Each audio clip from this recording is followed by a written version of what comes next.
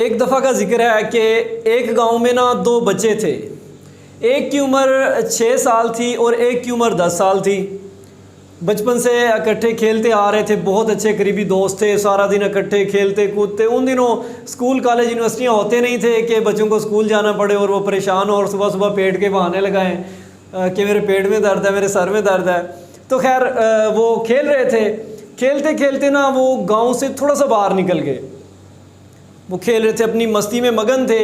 इसी असना में जो 10 साल वाला बच्चा था ना, पता नहीं चला पाँव फिसला, वो कुएं के अंदर गिर गया।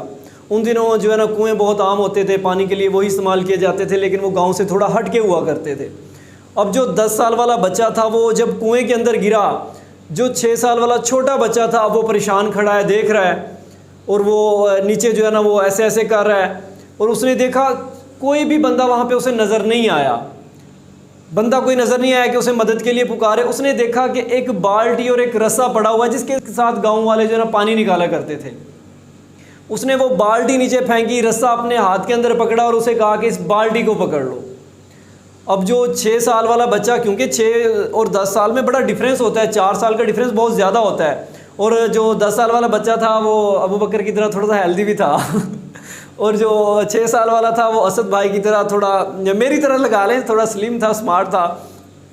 उसने उसे ज़ोर लगाकर खींचना शुरू कर दिया। उसने ज़ोर लगाया लगाया लगाया, उसकी जितनी कुव्वत थी, जितनी ताकत थी, वो ज़ोर लगाता रहा। इतना उसने उसे मतलब एफ़र्ट लगाई कि उसने उस 10 साल वाले बच्चे को कुएं से बाहर निकाल लिया। जब उसने कुएं से बाहर निकाल लिया और वो खुश हुए, आपस में मिले, दोस्त की जान बचा ली, कुएं से निकाल लिया, अपने गाँव को वापस गए। जब गांव में वो वापस गए और उन्होंने ये वाक़या गांव वालों को सुनाया कि जी ये जो अबू बकर साहब हैं ये कुएं में गिर गए थे और असद ने जो है इसको बाहर निकाला है, तो जनाब गांव वालों ने पता है क्या कहा? भला मार दो, हो ही नहीं सकता। मतलब गांव वाले मानने के लिए तैयार नहीं थे कि असद ने अबू बकर को कुएं से निकाल लिया है। 6 साल के बच्चे ने 10 साल के बच्चे, हेल्दी बच्चे को कुएँ से खुद खींच के बाहर निकाल लिया है। आपको पता है उसने वहाँ से क्यों निकाला? सर, क्योंकि उसे वहाँ कोई कहने वाला नहीं था, कोई बताने वाला नहीं था कि तुम ये नहीं कर सकते। उसने ठान ली कि मैंने ये करना है और वो कर गुजरा। ये होता है हमारे साथ ज़िंदगी में, हर इम्तिहान में, हर बिज़नेस के अंदर, हर डिग्री के अंदर। जब हम शुरू करने लगते हैं या शुरू कर चुके होते हैं, या अबू बकर साहब जैसे कहते हैं जी मैं CSS की तैयारी कर रहा हूँ, तो रिश्तेदार पता है क्या आंदे ने? कमला CSS वो तो बड़ा मुश्किल इम्तिहान है, वो तो जड़ा ना 40,000 तो 200 बंदा पास नहीं होता, तू किमें कर लेंगा? और बता कौन हो रहा होता है? जिसने खुद मिडल के जो पेपर्स में फेल हुआ होता है। पहली बात तो उन्हें बताएं ही ना। ऐसी जो काफ़ी सारे लोग हमारे पास एग्जांपल्स हैं जो टेस्ट की तैयारियां, बिजनेसेस या कुछ ऐसी चीज़ें करते हैं कि अचानक ही पता लगती हैं। तो हमेशा याद रखें कि जो बंदा आपको मशवरा दे रहा है, जो बता रहा है, खुद देखें कि वो ज़िंदगी में किस मकाम पर है।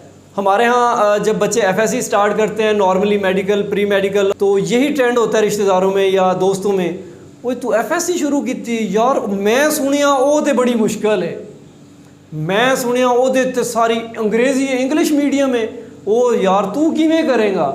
मतलब वो खुद नाकाम होते हैं। जो कुछ करना चाह रहा है, जिसके अंदर कुछ है, उसे भी हम वहीं पे डम कर देते हैं। मैं आपको जो है ना बहुत बड़ी आज एक सोल्यूशन बताने जा रहा हूँ। बहुत बड़ा सोल्यूशन है, इसने आज तक, बचपन से लेकर आज तक हमारे एजुकेशन सिस्टम में भी उसने हमें जकड़ा है। हमने शुरू से, पहली क्लास से लेकर, हमने एक टर्म पढ़ी है, मुश्किल अल्फाज के मैनी। हम सब ने पढ़े हैं ना मुश्किल अल्फाज के मैनी। तो मुझे एक बात बताएं, जब वो मुश्किल अल्फाज के मैनी सबर की मश्क में दिए होते थे, जब हम उनको याद कर लेते थे, उस्ताद को सुना चुके होते थे, मॉनिटर को सुना चुके होते थे, तो क्या वो अल्फाज हमें मुश्किल लगते थे? नहीं। तो भाई इससे वाज़े ये होता है कि वो मुश्किल अल्फाज नहीं थे, वो नए अल्फाज थे। तो भाई जो ज़िंदगी में आपको रास्ता मुश्किल नज़र आ रहा है, जो कह रहा है कि ये मुश्किल है, वो मुश्किल नहीं है, वो नई चीज़ है। वो प्रैक्टिस करोगे, जब उसको कर गुजरोगे तो वो चीज़ें आसान हो जाती हैं।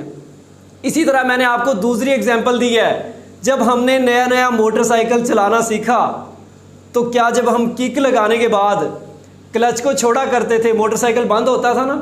सबसे हुआ है, सबसे होता है ऑलमोस्ट, जो भी नया सीखता है। जब हम अब चला रहे होते हैं, हमें पता ही नहीं होता कहाँ किक लग रही है, कहाँ क्लच है, वो हमारे जो है ना अनकॉन्शियस में वो चीज़ें फीड हो गई हैं। मतलब जब हम वो मुश्किल नहीं था, वो चीज़ नहीं थी, अब हम सीख ली, वो हमारे लिए चीज़ें आसान हो गई हैं।